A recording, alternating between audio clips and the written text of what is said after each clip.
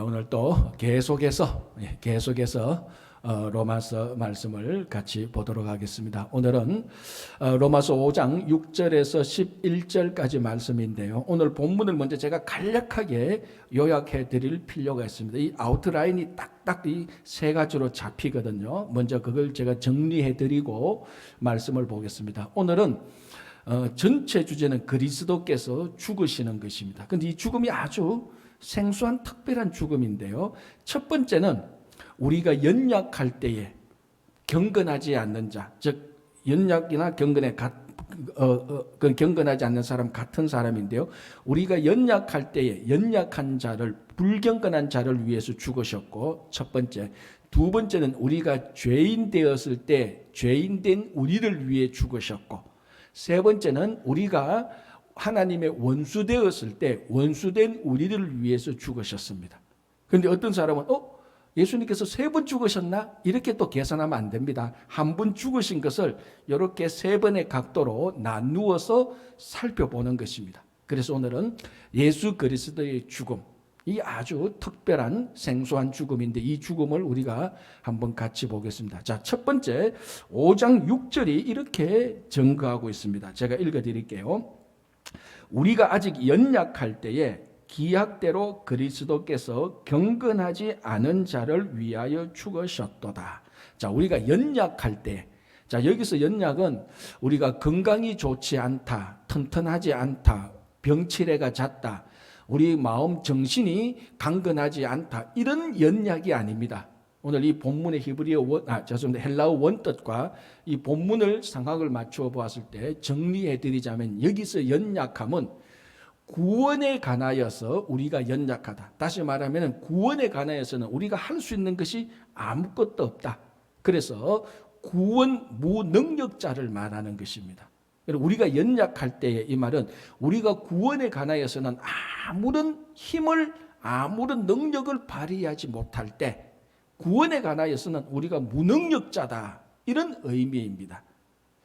자, 여기서 구원에 관해서 무능력자다라는 것은 구원에 대해서 알지도 못하고 진짜 무엇이 참 구원인지도 모르고, 또 어떤 사람은 그 구원에 대해서 전혀 관심도 없고, 혹 구원에 대해서 알고 구원에 대해서 관심이 있다 할지라도 자기 스스로 애를 써서 노력을 해서 어떤 방법으로든 자기 스스로 구원을 성취할 사람이 아무도 없다는 것입니다. 자, 이거는 교회 밖에 있는 사람들은 다 이런 사람이고, 혹 교회 안에서도 이 구원을 예수 구원이 아니고 도덕적인, 윤리적인, 양심적인 이런 삶으로 간혹 바꾸면서 이런 삶이 구원의 삶이다라고 이걸 왜곡시키는 사람들도 있습니다. 우리가 잘 아는 대로 구원은 예수 구원 외에는 아무것도 없습니다. 그래서 이 예수 구원을 모르고 관심 없고 예수 구원 대신에 다른 것으로 대체하고 이것을 자기가 어떻게 성취하려고 하는 사람, 전부 다 구원에 대해서 무능력자입니다. 자, 중세 때에 한 왕이 새로 들어온 어린 광대에게 바보 짝대기를 하나 주었습니다. 이 바보 짝대기를 주면서 앞으로 너가 평생 살면서 너보다 더 바보를 만나면은 이 짝대기를 건네주어라 라고 말을 했습니다. 자, 이때부터 이제 어린 광대는 자기보다 더 바보를 찾아다닙니다. 광대 짓을 하면서 온 동네 만나는 사람마다 이 사람이 내보다 더 바본가, 아무리 봐도 자기보다는 다 똑똑해요. 이렇게 한 세월을 보냈는데 이제 그 왕이 죽게 되었습니다. 왕이 죽을 때 신하들도 부르고 광대들도 불렀습니다. 그래서 왕이 죽으면서 이렇게 말했습니다. 이제 나는 죽는데 죽음 이후로 먼 여행길을 갑니다 라고 말을 했습니다. 그러니까 그 말을 듣던 저 한쪽 구석에 있던 바로 그 바보 광대가 감히 왕에게 질문을 했습니다. 왕이시여, 그럼 죽음 이후로 어디로 여행을 갑니까? 하니까 왕이 나는 모른다라고 말했습니다. 그러니까 죽음 이후 뭔가 있는데 어디로 가는지 모른다는 겁니다. 그래서 이 광대가 또 이렇게 질문했습니다. 그럼 왕이시여, 죽음 이후로 가는 그 여행을 얼만큼 준비해 놓으셨습니까? 물었습니다. 그러니까 왕이 내가 준비한 거 하나도 없다. 나는 왕으로서 나라를 다스리고 이렇게 바쁘게 살다 보니까 이 죽음 이후의 여행을 준비한 것이 하나도 없다. 이렇게 말했습니다. 그제서야 이 광대가 바보 짝대기를 가지고 와서 왕이시여 이 짝대기는 왕을 위한 것입니다 라고 바보 짝대기를 건네주었대요. 자, 이 광대가 보기에는 이 왕이야말로 죽음 이후에 어떤 세계가 있는지 그것도 전혀 모르고 그 세계에 대한 준비도 하나도 하지 않는, 즉 오늘 사도 바울의 표현대로 말하자면 구원에 관하여서 아무것도 모르고 살면서 구원에 대해서 관심도 없고 그 구원을 받기 위해서 이 삶에 어떤 준비도 하지 않았던 사람, 바로 이 왕이요, 이 사람이 바로 연약한 사람이요, 이 연약한 사람이 바로 바보 짝대기를 가지고 있을 수 있는 사람입니다. 진짜 바보가 누굽니까? 연약한 사람, 오늘 이 본문에 나온 연약한 사람, 저 구원 무능력자입니다. 그럼 우리 모두가 다 사실은 구원의 무능력자입니다. 우리가 아무리 똑똑하고 잘생기고 예쁘고 세상에 나가면 사람들이 다 알아주고 권세가 있고 명예가 있고 권력이 있고 신분이 있고 물질이 있고 지위가 있다 할지라도 하나님 앞에 세워놓으면 다 연약한 사람입니다. 다 구원 무능력자입니다. 다 가만히 보면 바보 짝대기 하나씩 다 들고 있는 사람들이, 가만히 놔두면 구원받지 못하고 다 죽을 사람들입니다. 자, 이런 연약할 때 연약한 사람을 위해서 그리스도께서 불경건한, 즉 연약한 사람을 위하여서 죽으셨다고 오늘 말을 하고 있는 것입니다. 무슨 말인가 하면은 이 그리스도께서 불경건한 자, 즉 우리가 어떻게 할 수 없는, 우리가 할 수 없는 이런 것들을 위하여서 예수 그리스도께서 대신 우리를 위해서 죽어 주신 것입니다. 자, 그리고 난 다음에 또 뭐라고 말합니까? 여기에 8절이 이렇게 말하고 있습니다. 제가 8절을 한번 읽어드리겠습니다. 우리가 아직 죄인 되었을 때에 그리스도께서 우리를 위하여 죽으심으로 하나님께서 우리에 대한 자기의 사랑을 확정하셨느니라 라고. 자, 첫 번째는 우리가 연약할 때 죽었고, 두 번째는 죄인 되었을 때 그리스도께서 우리를 죽었는데, 자, 이 연약할 때와 죄인 되었을 때 죽었을 때 사도 바울이 특별한 말을 한마디 합니다. 다시 6절로 돌아가면 이렇게 말합니다. 우리가 아직 연약할 때에 우리가 죽었고 죄인 될 때에 우리가 죽었는데 그 연약할 때 어떻게 죽었습니까? 기약대로.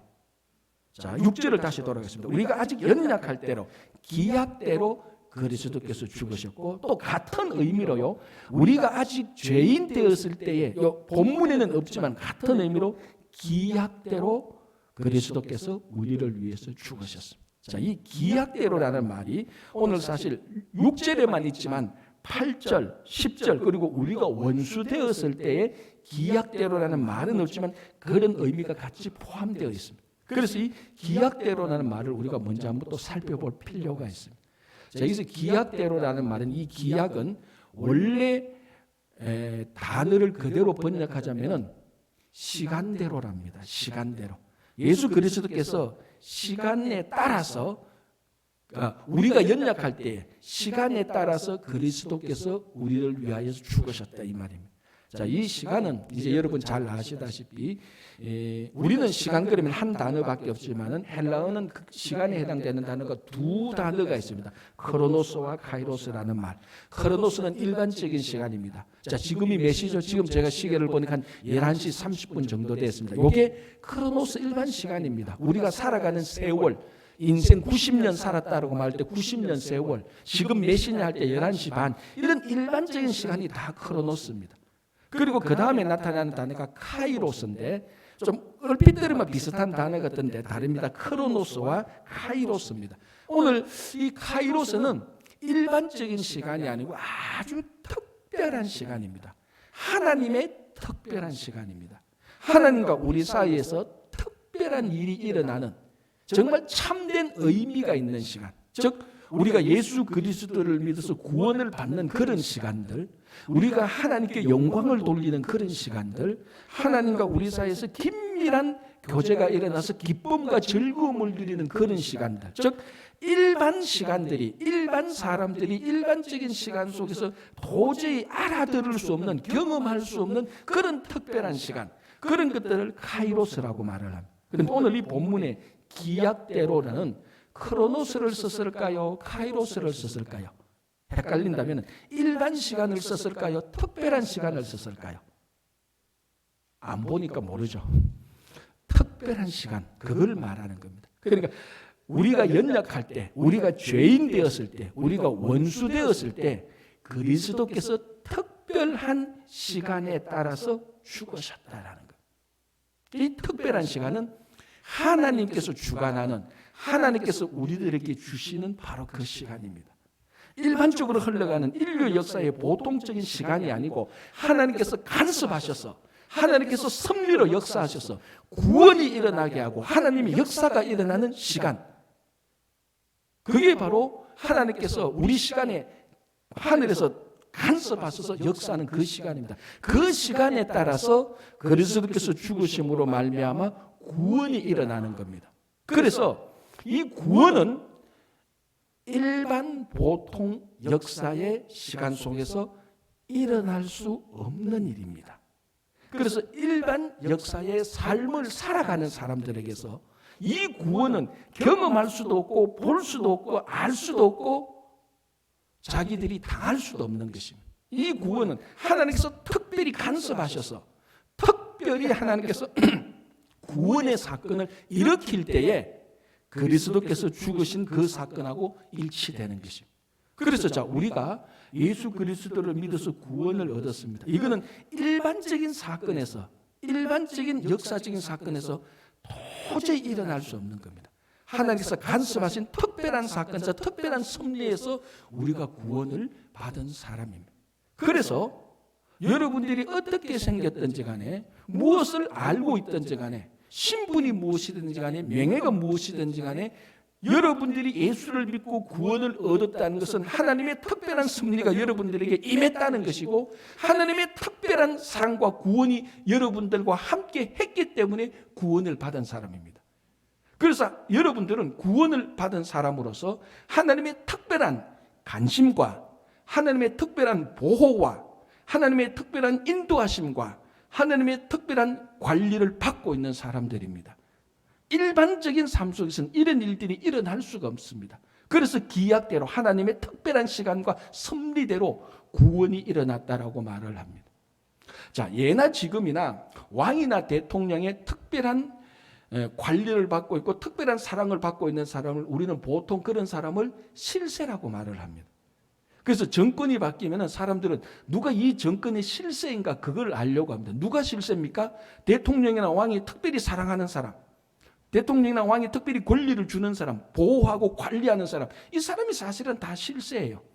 그래서 그 사람들 앞에서 잘 보이려고 하고 인맥을 닿으려고 하고 눈도장 찍으려고 인사하고 그 사람이 가는데 같이 따라가기도 합니다.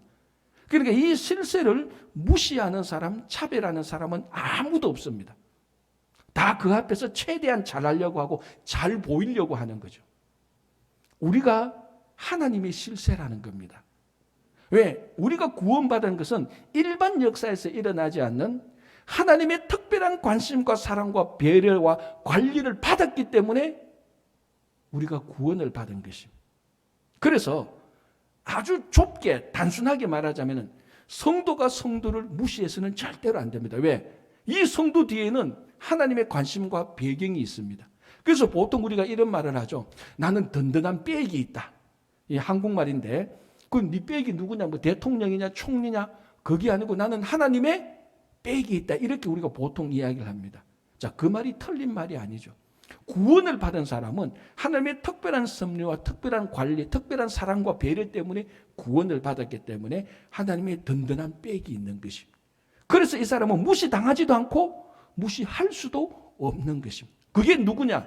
오늘 이 자리에 앉아서 여러분들이 예수를 구주로 믿고 구원을 받았던 사람들이라는 것입니다. 또 이 사람은 다른 사람을 또 무시하지 않고 차별하지 않는 것입니다. 그래서 우리가 연약할 때 구원 무능력자일 때 특별한 하나님의 사랑과 섭리로 우리를 구원해 주셔서 우리가 특별한 사람이 되어서 특별한 삶을 매일매일 살고 있는 것입니다. 자, 이것이 다시 또 연결돼서 이 기약대로 하나님이 우리가 죄인 되었을 때 하나님께서 그의 기약대로 특별한 섭리로 우리를 위해서 이 그리스도께서 우리를 위해서 그 죽으심으로 말미암아 구원의 사건을 이루었습니다. 자, 성경 전체를 볼 때 우리가 죄인이라는 것은 성경 전체에 울려 퍼지는 메아리입니다. 그죠? 자, 우리가 왜 죄인입니까? 첫째는 죄인으로 태어나기 때문에 죄인입니다. 아담과 하와의 원죄를 가지고 이 땅에서 태어나기 때문에 죄인이고, 죄인으로 태어나기 때문에 죄를 또 짓게 되는 것입니다. 그게 우리가 죄인이라는 불변하지 않는 분명한 성경이 증거하는 사실이고요. 두 번째는 또 실제로 엄청난 죄를 짓습니다.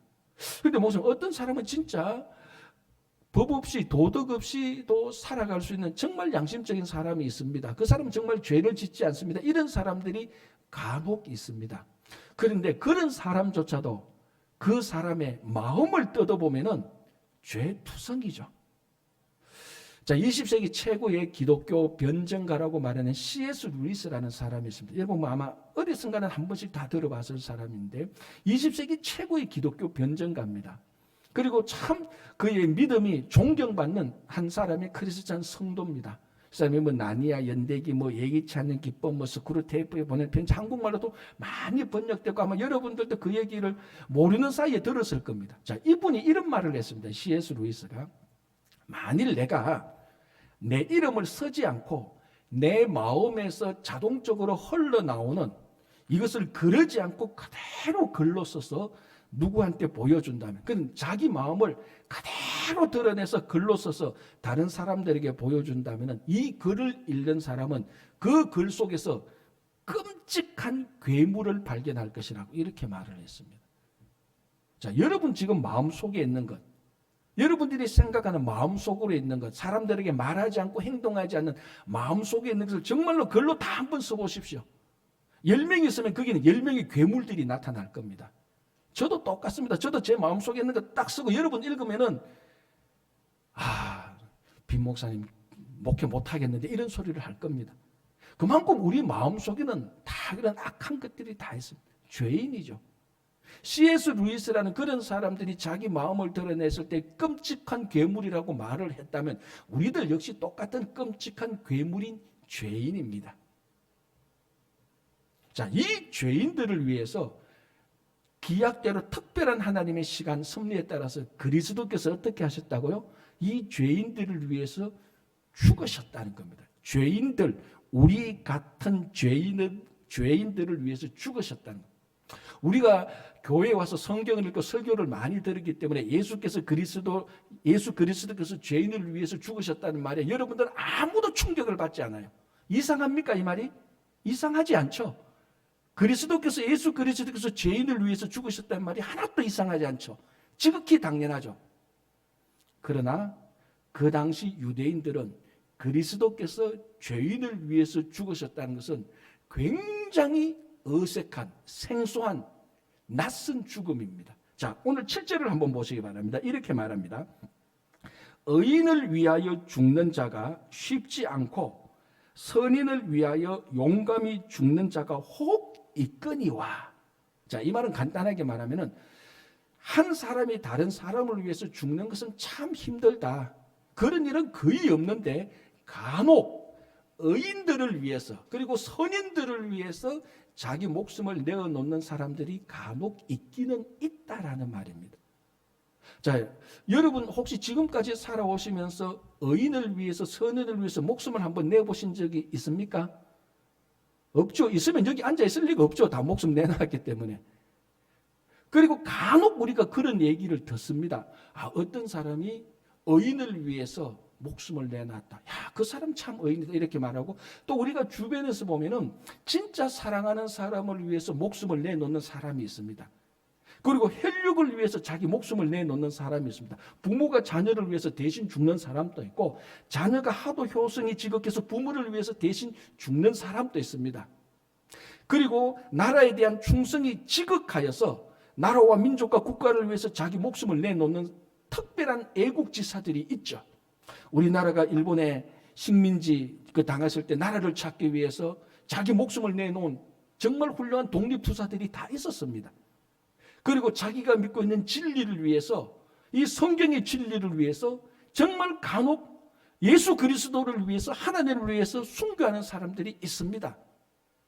많지는 않지만 분명히 있습니다. 그러나 죄인을 위해서 죽는 사람은 아무도 없어요. 그렇지 않습니까? 누가 죄인을 위해서 죽습니까?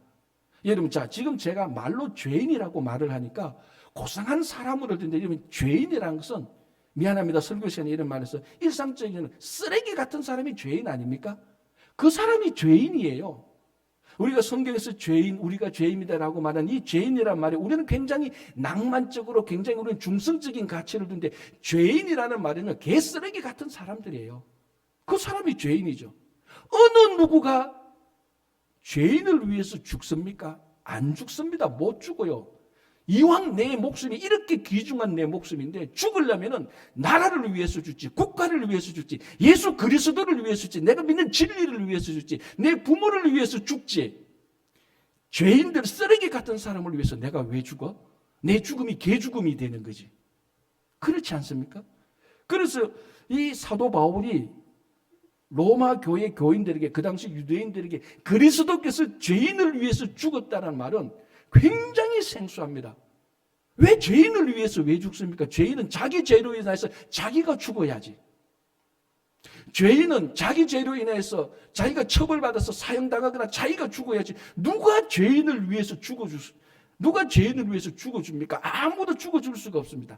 딱 하나, 아가페적인 사랑만이 죄인을 위해서, 쓰레기 같은 사람을 위해서 죽어줄 수가 있는 것입니다. 그러기 위해서는 죄인을 위해서 죽어줄 수가 없죠. 내 죽음이 개 죽음이 되는데, 정말 욕 얻어먹는 죽음이 되는데 누가 죄인을 위해서 죽겠습니까? 안 죽습니다. 상상할 수 없는, 인간의 논리로서 이해할 수 없는 하나님의 아가페적인, 무조건적인 사랑만이 죄인을 위해서, 쓰레기 같은 사람을 위해서 죽어주는 것입니다. 여러분, 엔도 수사쿠라는 일본 작가가 있습니다. 이 기독교 작가인데요, 우리 한국 사람들도 굉장히 좋아하고 그분이 썼던 소설이 많이 한국말로 번역됐죠. 제일 유명한 소설이 바로 침묵이죠. 몇 년 전에 이제 영화로도 나왔는데, 뭐 그 침묵은 뭐 우리 성도라면 필수적으로 읽어야 될 너무너무 유명한 책인데, 이 엔도 수사쿠가 자기 일생의 마지막으로 썼는 소설이 깊은 강입니다. 그래서 엔도 수사쿠가 죽을 때 유언을 남깁니다. 내가 죽으면 내 관에 2권의 책을 넣어달라. 침묵과 깊은 강이란 2권을 넣어달라. 아마 그 유족들이 넣어놨겠죠. 그만큼 이 깊은 강을 좋아합니다. 여기서 깊은 강은 어느 강일까요? 인도의 겐지스 강을 말하는 겁니다. 자, 그 소설 얘기를 제가 다 얘기는 할 수 없고, 그 소설에 오늘 이 본문과 관련된 그 단면만 떼서 제가 얘기할게요. 이제 거기를 보면은 오스라는 신부가 나옵니다. 원래는 신부가 아니죠. 이단으로 파면됐으니까. 이 오스라는 청년이 신부가 되기 위해서 프랑스 갔다가 이 이단으로 찍혀서 파면당해서 신부가 못 되고 인도의 겐지저 강으로 가게 됩니다. 근데 이제 그 책을 읽어보면 이 오스라는 신부가 작은 예수, 그러니까 힌두교식, 인도 겐지장 힌두교 사람들이 있는 것이니까 힌두교식으로 표현하면 환생한 예수의 모습을 그대로 보여줍니다. 워낙 예수의 모습을 그대로 사니까 가톨릭 기존 교단이 그 사람을 받아들이지 못해서 이단으로 오히려 찍어버린 것입니다. 그래서 이 오스라는 사람이 인도의 겐지저강에 가서 죽어가는 사람들을 위해서 평생 도와줍니다. 자, 여러분, 인도에 있는 힌두교 신자들의 마지막 평생 소원이 뭔 줄 아십니까? 물어보면은 겐지저 강에서 자기가 죽는 겁니다. 그만큼 이 겐지저 강은 인도 사람들한테는 거룩한 강이죠. 자기가 그 강에서 죽는 거, 그게 마지막 소원입니다. 근데 거기 가면은 불가촉 천민이라고 인도의 카스트 제도에서 제일 밑바닥, 불가촉, 접촉해서는 안 되는 천민들이 있습니다. 이 사람들은 어느 누구의 도움도 받지 않고 가족도 없고 정말 짐승처럼 사는 사람인데, 이제 그 겐지저강에 가면 이런 사람들도 소원이 뭐냐면 겐지저강에서 죽는 겁니다. 이런 사람들을 이 오스가 도와줍니다. 죽으면 그 사람을 데리고 가서 화영장에 가서 그 사람의 유골을 태워서 그 유골을 강에 뿌려주고, 또 죽어가는 사람들 또 데리고 와서 또 잘 죽게 하는, 우리 말로 하면 겐지저강의 호스피스 역할을 하는 겁니다. 누가 그 사람이 그런 좋은 일을 한다고 칭찬 한마디 해도 아무런 보응이나 보상이나 상처받지 않고 그 일을 기쁨으로 합니다. 그래서 그 책에 보면은 이 오스가 죽어가는 또는 죽은 사람을 데리고 화장터로 가는 그 모습을 예수가 십자가를 지고 골고다 언덕으로 가는 그 모습에 비유합니다. 어쨌든 이 오스는 작은 예수의 모습을 그대로 보여주는 신부입니다. 파면당한 신부인데, 자, 이제 그 소설을 보면 이제 일본에서 관광객이 한 팀이 겐지즈 강으로 옵니다. 이제 그 관광객 가운데 산조라는 일본 사람이 있는데 이 사람이 이제 쓰레기 같은 사람입니다. 철저하게 이기적인 인간, 속물적인 인간, 탐욕이 가득히 넘치고 다른 사람을 눈꼽만큼도 배려하지 않는. 여러분 평소에 꼭 이런 사람 한두 사람 만나잖아요. 야, 너 왜 태어났니? 너 진짜 안 태어나는 게 좋겠다라고 생각될 정도의 아주 가치 없는 개쓰레기 같은 그런 인간입니다. 산조라는 사람. 근데 이 산조라는 사람이 와서 겐지저 강에 와서 오스를 만나게 됩니다. 그래서 오스가 말을 합니다. 이 겐지저 강에서 해서는 안 되는 금기 사항이 하나 있다고 가르쳐 줍니다. 그게 뭔가 하면은 죽은 사람들, 화장하는 사람들, 그 사람들의 사진을 찍지 말아요. 그게 죽는 사람을 모욕하는 것이고 유족들을, 그 죽은 사람 유족들에게 수치를 주고 모욕하는 것이라고 이 오스가 신신당부를 합니다. 당신이 여기서 저 사람들, 죽는 사람들 사진 찍으면 당신은 절대로 안 된다고 신신당부를 합니다. 자, 그 즈음에 그 소설 안에서 인도의 간디 수상이 암살당하게 됩니다. 자, 소설 안에서 얘기해 지금. 간디가 암살당해서 그 국가가 자기들이 가장 존경하는 간디가 암살당해서 국가적인 슬픔에 빠져 있고, 그래서 굉장히 뭔가 모르게 공동체가 굉장히 민감하고 외국인에 대한 혐오적인 그런 분위기가 되어 있습니다. 그런데 이때 이 산조라는 이 속물이 겐지저강에 와서 그만큼 오스가 신신당부했는데도 몰래 사람 죽은 것을 사진을 찍다가 유족들한테 들켜버립니다.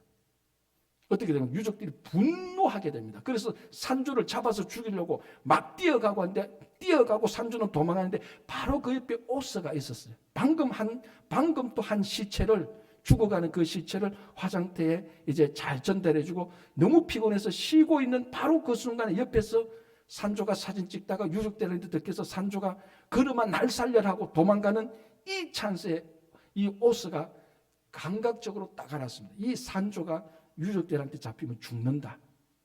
그래서 오스가 알아서 오스가 그 유족들이 막 달려가는데 그 앞에 딱 막았습니다. 그 오스가 변명을 해주죠. 오스가 이 변호를 해줍니다. 산조가 냈는데 사실은 그게 아니고 이게 이렇고 오해한다. 이렇게 말하는데 이 유족들이 분노가 너무 치밀해서 산조 대신에 오스를 실컷 패 죽어버립니다. 그래서 결국 오스가 거기서 유족들한테 맞아서 죽습니다. 그런데 그 사이에 산조는 무사히 도망가서 살지요. 제가 전달력이 부족해서 산조가 얼마나 가치 없는 인간인지 잘 설명을 못하고 오스가 얼마나 거룩한 사람인지 잘 설명을 못해서 그러지. 그 책을 읽어보면은 산조가 오스 대신에 살게 된 것에 막 화가 나요. 제가 읽어도. 이 인간을 위해서 왜 이 오스가 죽느냐고. 이 오스의 죽음은 진짜 개죽음이다. 아니 다른 사람을 위해서 죽으면 좋지 이 산조 같은 죄송한데 표현이 좀 거칠어서 이 쓰레기 같은 사람을 왜 죽느냐고. 그런데 그 깊은 강은 이 오스가 산조를 위해서 아무런 가치 없는, 그리고 아는 사람도 아니에요.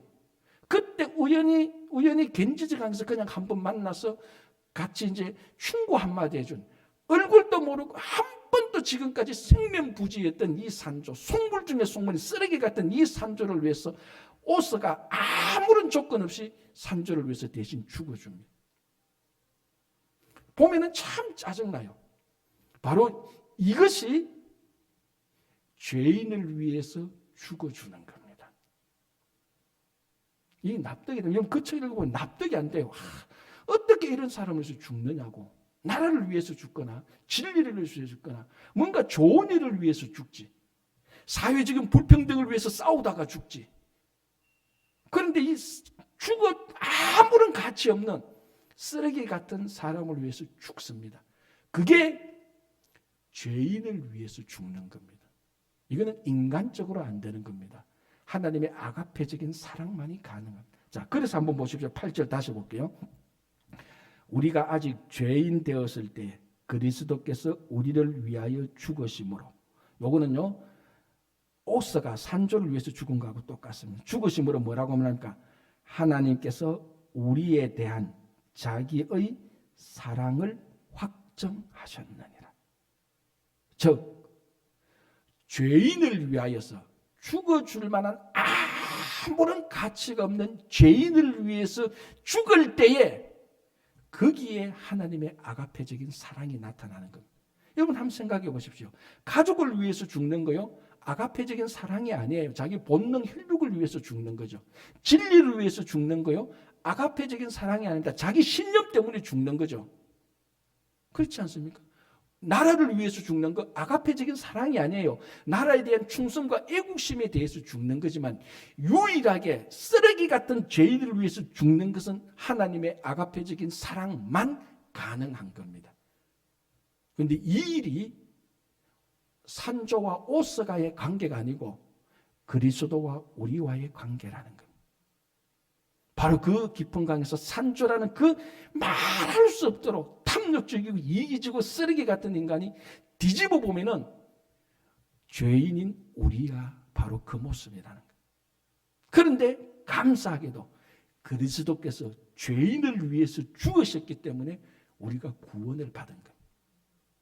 그래서 죄인을 위해서 죽었던 이 그리스도의 죽음, 그 당시 유대인들은 도저히 받아들일 수 없는 너무너무 생소한 이상한 죽음이었습니다. 바로 이 생소한 이상한 죽음이 우리를 구원하신 겁니다.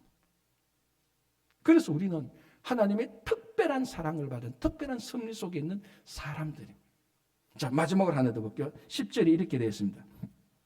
곧 우리가 원수 되었을 때 그의 아들의 죽으심으로 말미암아 하나님과 화목하게 되었습니다. 자, 세 번째는 우리가 원수 되었을 때에 그리스도께서 우리를 위해서 죽으셨대요. 자, 첫 번째는 우리가 연약할 때, 구원 무능력자일 때, 두 번째는 우리가 죄인 되었을 때.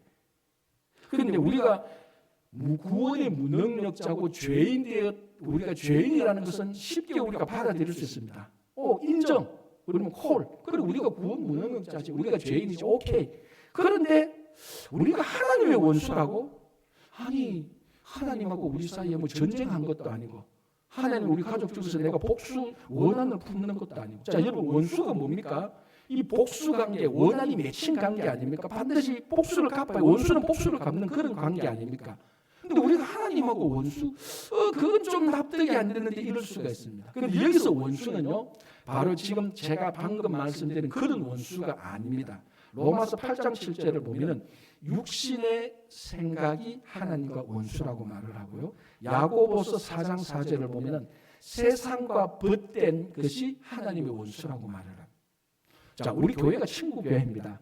그러니까 친구교회는 예수님의 친구고 아브라함이 하나님의 친구된 것처럼 우리는 예수님의 친구인데, 이 예수님의 친구가 아니고 세상의 친구가 된 것을 원수라고 말을 해요. 그러니까 예수님으로부터 멀리 떨어져서 분리되어서 세상과 친구가 되는 것, 성령과 함께 동행하는 것이 아니고 육신적인 세상적인 것에 생각을 품고 있는 것. 그러니까 뭐냐면 원수는요, 하나님으로부터 분리되어서 살아가는 사람이 원수예요. 이게 원한을 갖고 복수하는 게 아니고, 자, 하나님과 분리시킨 것은 죄가 한 겁니다. 죄가 이 땅에 와서 한 게 하나님과 우리 사이를 분리시킨 겁니다. 분리시켜서 원수로 만들어 놓은 겁니다. 자, 에덴 동산에서 아담과 하와가 선악을 알게 하는 열매를 먹고 제일 먼저 자기들이 벗은 것이 부끄러워서 무화과 나무 잎으로 자기 옷으로 만들어냈습니다. 그리고 난 다음에 뭘 했습니까? 여호와의 낯을 피하여서 동산 나무에 숨었습니다. 하나님과 분리되어 버렸습니다. 뭐가? 죄를 짓자마자 하나님과 분리되는 사건이는, 이게 원수된 사건입니다. 그래서 우리가 원수되었을 때라고 말할 때는 하나님과 분리되어 있을 때. 자, 우리는 죄인으로 태어난다고 말했습니다. 죄인으로 태어나는 것은 죄가 있다는 겁니다. 우리에 있는 죄는 하나님과 우리를 분리시키는 거죠. 그러니까 우리가 죄인으로 태어났다는 말하고 우리가 태어날 때부터 원수됐다는 말하고 같은 의미입니다. 그리고 우리는 태생적 하나님의 원수예요. 태생적으로 하나님과 분리된 상태에서 태어나는 겁니다. 그래서 그리스도께서 특별한 사건과 섭리 가운데 우리와 함께 오셔서 그리스도께서 죽으심으로 말미암아 분리된 우리를 하나님과 같이 연결시켜 놔버렸습니다. 분리된 관계가 다시 화목되는 관계가 돼요. 자, 제가 조금 전에 이런 말씀을 드렸습니다. 우리가 죄인 된 거나 원수 된 거나 사실은 같은 의미라고 말을 했습니다. 그런데 왜 사도 바울은 한 번 더 우리가 원수 되었을 때에 그리스도께서 우리를 위해 죽으심으로 화목됐다는 같은 의미인데 왜 한 번 더 얘기할까요? 여기는 중요한 한 가지 포커스가 다른 게 있습니다. 자, 우리가 죄인 되었을 때 그리스도께서 우리를 위해서 죽으심으로 말하면 하나님의 사랑을 확증시킴으로 11절을 봐, 9절을 보면 이렇게 말합니다. 그러면 이제 우리가 그의 피로 말미암아 의롭다 하심을 받았다. 그러니까 우리가 죄인 될 때 그리스도께서 우리를 위해서 죽으심으로 하나님의 사랑을 확 보여주셔서 죄인을 의인으로 만들어 놨다는 것입니다. 이거는 법정에서 일어나는 용어죠. 법정에서 죄인이 하나님의 사랑을 받아서 의인이 되었습니다. 자, 여러분, 우리가 살면서 법적으로 옳다고만 사는 것이 다 잘된 삶은 아닙니다. 자, 여러분 다 법적으로 옳은 사람들입니다. 여러분 뭐 살인, 강도, 도둑하는 사람들 아니잖아요. 우리 주변에도 그런 사람 많습니다. 살인, 강도 법적으로 범죄를 안 해도 그 사람의 삶이 풍성하고 올바릅니까? 아니잖아요. 우리 법적으로만 올바른 게 아니고 또 뭔가 더 있어야 됩니다. 그게 뭡니까? 관계죠, 관계. 그래서 우리가 죄인 되었을 때에 그리스도께서 우리를 위해서 죽어서 사랑을 드러내므로 말미암아 우리가 의인이 되었습니다. 법적으로 의인이 되었습니다. 그리고 그리스도께서 우리를 위해서 죽으심으로 말미암아 하나님과 분리된 관계를 하나로 만들어 주셨습니다. 관계가 회복되는 것입니다. 진실로 이 관계가 회복될 때에 사람과의 관계도 회복되는 거죠. 법적으로만 옳은 게 아니고 관계 속에서도 옳게 살아갈 수 있도록 하나님께서 우리를 만드신 겁니다. 분리된 것을 다시 연결시켜 준 것이죠. 자, 여러분 지금 우리가 코로나 팬데믹 시대를 살고 있습니다. 코로나가 터지면서 가장 많이 우리에게 익숙하게 말해진 것들, 우리 두 눈에 가장 우리가 뗄래야 뗄 수 없는 두 가지 개념. 첫 번째는 마스크고 두 번째는 소셜 디스턴싱, 사회적 거리두기입니다. 그 이전에는 이런 거 생각도 못했습니다. 감기 걸려야 10,000명 중에 한두 명 마스크 낄까 말까인데 이제는 모든 사람이 마스크를 다 껴야 됩니다. 그리고 사회적 거리를 둬야 됩니다. 여러분 사회적 거리를 다른 말로 하면 분리입니다. 사람들과 분리시키는, 사람과 사람 사이 다 분리시키는 것. 마스크를 낀다는 것은 나를 감추어서 사람과 나 사이에 분리시키는 겁니다.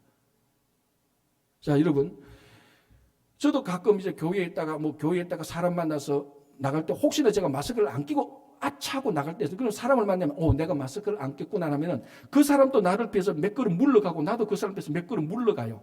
본능적으로 자꾸 분리가 일어납니다. 이게 지금 우리가 살고 있는 시대.